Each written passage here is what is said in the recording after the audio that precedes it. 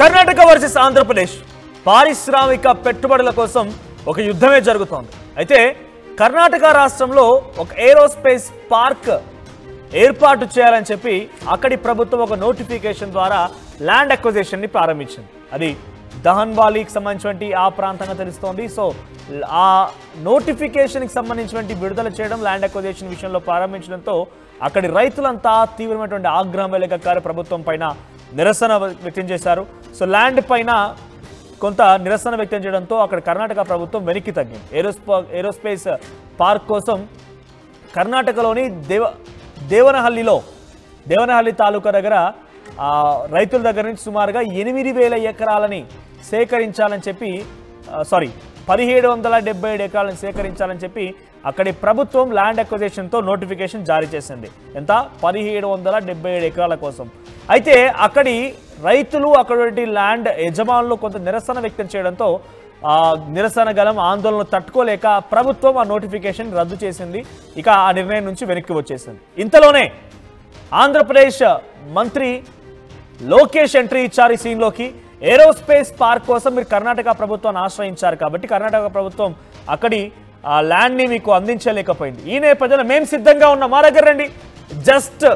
Just away from బెంగళూరుకి వెలుపల, just out side బెంగళూరుకి వెలుపల మా దగ్గర 8,000 ఎకరాల ల్యాండ్ సిద్ధంగా ఉంది. దాట్ టు బి యూజ్డ్, అవి ఆ ఉపయోగానికి సిద్ధంగా ఉన్నాయి. సో మీరు వచ్చి ఇక్కడ పెట్టుబడి పెట్టండి అని చెప్పి నారా లోకేష్ ఆ సదరు కంపెనీ అయితే కర్ణాటక రాష్ట్రంతో ఒప్పందం కుదుర్చుకొని ఆ తర్వాత ల్యాండ్ అక్విజిషన్ ని ప్రారంభించారో ఆ కంపెనీకి ఇప్పుడు నారా లోకేష్ ఒక ఓపెన్ ఆఫర్ ఇచ్చారు. మీరు చూస్తున్న ఆర్టివ్ స్క్రీన్ పైన, dear aerospace industry, sorry to hear about this. I have a better idea for you. Why don't you look at Andhra Pradesh instead? We have an attractive aerospace policy for you with best-in-class incentives and over 8,000 acres of ready-to-use land just outside Bangalore. Hope to see you soon to talk across the table. ఇది ఆయన చేసిన tweet. So ఆ tweet ఏమర్థమవుతోంది? Karnataka రాష్ట్రం నుంచి aerospace park అని ఇక్కడ Karnataka mention చేయలేదు, ఆ కంపెనీ పేరు మెన్షన్ చేయలేదు. బట్ ఇట్స్ క్లియర్, కర్ణాటకకు సంబంధించిన ఏరోస్పేస్ పార్క్ పెట్టుబడుల విషయంలో అక్కడి కంపెనీలు వచ్చిన నేపథ్యంలో ల్యాండ్ అక్విజిషన్ నుంచి ఆ ప్రభుత్వం వెనక్కి తగ్గడంతోనే వెంటనే ఈ ట్వీట్ చేయడం చాలా ఆసక్తి రేపుతోంది. దీనికి మరింతగా బలం చేకూరే విధంగా అక్కడి ఎంపీ తేజస్వి యాదవ్ కూడా ఒక ట్వీట్ చేశారు. ఆ ట్వీట్ కూడా చూద్దాం. సో ఆ ట్వీట్లో ఏముందంటే కనుక, ఆ ట్వీట్లో లెర్న్ ఫ్రమ్ నారా లోకేష్. ఎవరి ట్వీట్ చేసిందనంటే కనుక తేజస్వి యాదవ్. ఆయన ఏం చెప్తున్నారు? నారా లోకేష్ నుంచి కర్ణాటక ప్రభుత్వం నేర్చుకోవాలి. ఎందుకంటే this is how business attracted. ఇది బిజినెస్ అట్రాక్ట్ చేసే విధానం. Industries welcomed and jobs are created. ఈ రకంగా ఇండస్ట్రీస్ అనేది క్రియేట్ చేయబడి కొత్త ఉద్యోగాలు వస్తాయి. ఇకనైనా కర్ణాటక ప్రభుత్వం నారా లోకేష్ గారిని చూసి నేర్చుకుంటే మంచిది అనేటువంటి ట్వీట్ని బీజేపీ ఎంపీ తేజస్వి సూర్య ట్వీట్ చేశారు. సో తేజస్వి సూర్య చేసినటువంటి ఈ ట్వీట్ మరింతగా ఆయన డైరెక్ట్గా కర్ణాటక రాష్ట్రాన్ని ఎక్కుపెట్టారనడానికి బలాన్ని చేకూర్చింది. సో నారా లోకేష్ ట్వీట్కి తేజస్వి సూర్య ట్వీట్ రెండు కూడా కర్ణాటక ప్రభుత్వాన్ని కొంత గాయపరిచాయి. ఆ తర్వాత అటు ప్రియాంకర్ ఖర్గే కూడా ఈ విషయం పైన సిద్ధరామయ్య కూడా రియాక్ట్ అయ్యారు. ఇద్దరు కూడా ఏం చెప్తున్నారంటే, మీరు ఇలా అడగడం సమంజసం కాదు, మేము చాలా స్పష్టమైనటువంటి పారిశ్రామిక వాడని ఏర్పాటు చేయడం కోసం సిద్ధమవుతున్నాం. పారిశ్రామిక రంగానికే పెట్టినిల్ లాంటిది బెంగళూరు అనేది, కర్ణాటక రాష్ట్రం అనేది.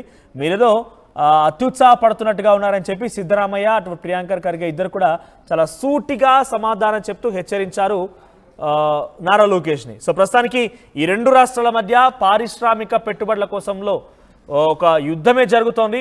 సో ఈ యుద్ధం ఎక్కడి వరకు దారితీస్తుందో చూడాలి. ప్రస్తుతానికి రైతుల నిరసనతో కర్ణాటక ప్రభుత్వం వెనక్కి తగ్గింది, కానీ మా దగ్గరికి రండి, మేము మీకు ల్యాండ్ ఇస్తాం, మీరు ఇక్కడ పెట్టుబడి పెట్టండి అన్నట్టుగా నారా లోకేష్ ట్వీట్ చేశారు. సో ప్రస్తుతానికి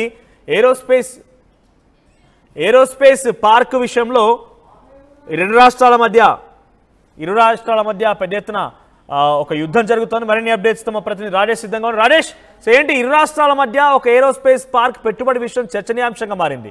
సో కర్ణాటక నుంచి వచ్చినటువంటి ఆ కంపెనీని నారా లోకేష్ ఆహ్వానిస్తున్నారు. ఆ రాష్ట్రం కూడా చాలా సీరియస్ అవుతోంది నారా లోకేష్ ఆహ్వానం పైన. ఇలా చూడాలి ప్రస్తుతం నారా లోకేష్ ట్వీట్ పైన ఇరు రాష్ట్రాల మధ్య చర్చ జరుగుతోంది. ఆంధ్రప్రదేశ్ కూటమి ప్రభుత్వం అధికారంలోకి వచ్చిన తర్వాత ఆంధ్రప్రదేశ్ నుండి వెళ్లిపోయినటువంటి పరిశ్రమలు తీసుకురావడంలోనూ ఇతర దేశంలో పెట్టుబడులు పెట్టాలనుకున్నటువంటి ఏ ఇంటర్నేషనల్ కంపెనీ అయినా ఆంధ్రప్రదేశ్ వైపుకు మళ్లించే ప్రయత్నాలు నారా లోకేష్ చాలా గట్టిగానే చేస్తున్నారు. ఆంధ్రప్రదేశ్ లో ముఖ్యంగా రాయలసీమ ప్రాంతాల్లో కానీ ఉత్తరాంధ్ర ప్రాంతాల్లో కానీ పరిశ్రమలు తీసుకురావాలని నారా లోకేష్ విశ్వ ప్రయత్నాలు చేస్తున్న నేపథ్యంలో ఇప్పుడు కర్ణాటకలో ఏరోస్పేస్ పార్క్ కోసం కర్ణాటకలో దేవనహల్లి అనే ప్రాంతంలో ఏరోస్పేస్ కంపెనీ ఏర్పాటు చేయాలని ఒక సంస్థ ముందుకు వచ్చింది. ఏరోస్పేస్ ఇండస్ట్రీ ఏర్పాటుపై ముందుకు వచ్చింది. ఈ నేపథ్యంలో అక్కడ కర్ణాటక కొంత ల్యాండ్ ఇష్యూ భూసేకరణకు సంబంధించిన వివాదం ఉండడంతో భూమిని కేటాయింపు అనేది చేయలేకపోయింది. దాదాపు 1777 ఎకరాల భూసేకరణ కోసం నోటిఫికేషన్ రైతులు అక్కడ ఆ భూమి ఇవ్వడానికి నిరాకరించడంతో భూసేకరణ విషయంలో రాష్ట్ర ప్రభుత్వం వెనక్కి తగ్గింది. ఈ నేపథ్యంలో ఈ సమాచారం తెలిసినటువంటి ఐటీ శాఖ మంత్రి నారా లోకేష్ ఆంధ్రప్రదేశ్ లో ఎందుకు పెట్టుబడి పెట్టకూడదంటూ ఆయన ట్విట్టర్ ద్వారా కోరారు. సంస్థలు కూడా కోరినటువంటి పరిస్థితి. ఆంధ్రప్రదేశ్ వెలుపుల అంటే బెంగళూరుకి వెలుపుల ఆంధ్రప్రదేశ్ లో 8,000 ఎకరాలు భూమి సిద్ధంగా ఉంది, అన్ని వసతులు కూడా ఉన్నాయి కాబట్టి ఇక్కడ పెట్టుబడులు పెట్టడానికి ఆహ్వానిస్తున్నామంటూ ఆయన ఆ కంపెనీ ఏదైతే అక్కడ రిజెక్ట్ అయిందో ల్యాండ్ పూలింగ్ ల్యాండ్ ఎక్విజిషన్ కారణంగా ఏరోస్పేస్ ఇండస్ట్రీకి సంబంధించిన కంపెనీలు రిజెక్ట్ అయింది, దానికి సంబంధించినటువంటి ఇక్కడ ఆంధ్రప్రదేశ్ లో పెట్టాలని కోరారు. ఈ నేపథ్యంలో వెంటనే నారా లోకేష్ ట్వీట్ చేసిన తర్వాత వెంటనే కర్ణాటకకు సంబంధించినటువంటి కర్ణాటక మంత్రి ప్రియాంక ఖర్గే కూడా లోకేష్ పోస్ట్ మీద స్పందించారు. పారిశ్రామిక అభివృద్ధి మా ప్రభుత్వం కట్టుబడి ఉందని ఆయన ట్వీట్ చేశారు. భూ యజమాని అంగీకారంతో మాత్రమే భూములు తీసుకుంటాం, దేహనపల్లిలో లేకపోతే వేరే ప్రదేశంలో భూములు చూస్తామంటూ ఇండస్ట్రీని వదులుకోలేము అంటూ ఆయన కూడా ట్వీట్ చేయడం జరిగింది. ఇప్పుడు మరి ఇప్పుడు ఏరోస్పేస్ కు సంబంధించిన పార్క్ సంబంధించినటువంటి సంస్థ కర్ణాటక బెంగళూరు వైపు వెళ్తా లేకపోతే లోకేష్ రిక్వెస్ట్ ఆల్రెడీ చేశారు కాబట్టి అన్ని వసతులు తక్కువ ధరకే ల్యాండ్ కూడా ఇస్తామని ల్యాండ్ సమస్య కూడా లేదని చెప్తున్న నేపథ్యంలో ఇప్పుడు ఆంధ్రప్రదేశ్ వైపు ఆ కంపెనీ మొగ్గు చూపుందా లేదనే చూడాల్సిన అవసరం ఉంది. జనరల్ గా ఏ రాష్ట్రానికైనా ఒక రాష్ట్రంలో ఒకవేళ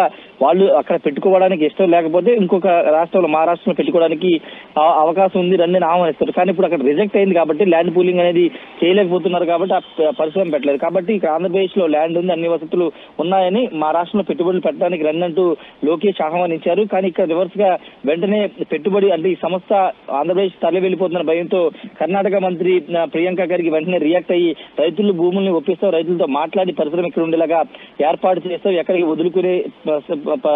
వదులుకోబోమంటూ ఆయన కూడా ట్వీట్ చేసే నేపథ్యం. ప్రస్తుతానికైతే ఇప్పుడు ఈ ఇష్యూ ఎటువైపులతో చూడాల్సిన అవసరం కనబడుతుంది. నారా లోకేష్ అయితే చాలా గట్టి ప్రయత్నాలు చేస్తున్నారు. అయితే ఇక్కడ ఒక ముఖ్యమైన ఇష్యూ ఏంటంటే ఏ రాష్ట్రానికైనా అంటే ఏ రాష్ట్రాలు ఆసక్తి ఉన్నటువంటి ఆ కంపెనీకి ఆసక్తి ఉన్న రాష్ట్రాలు పెట్టుకుంటాయి, కానీ అలాంటి రాష్ట్రాల్లో అవకాశం లేనప్పుడు మాత్రమే ఇలాంటి కంపెనీలు ఆహ్వానిస్తుంది తప్పించి ఆ రాష్ట్రాలని పెట్టొద్దని మాత్రం ఎక్కడ మేము చెప్పట్లేదని కూడా నారా లోకేష్ చెప్తున్న సిచ్యువేషన్ కూడా ఉంది. మనోజ్ రైట్ రాజేష్.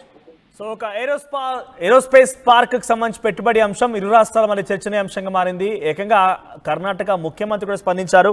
నారా లోకేష్ ఆహ్వానం పైన ఆగ్రహం వెలగక్కారు. దానికి తేజస్వి సూర్య మరింతగా ఊతమిచ్చే విధంగా నారా లోకేష్ని పొందుపరుస్తూ నారా లోకేష్ని మెన్షన్ చేస్తూ ఇకనైనా కర్ణాటక ప్రభుత్వం కొంత ఆలోచించాలి, కర్ణాటక ప్రభుత్వం నేర్చుకోవాలని చెప్పి ఆయన ట్వీట్ చేశారు.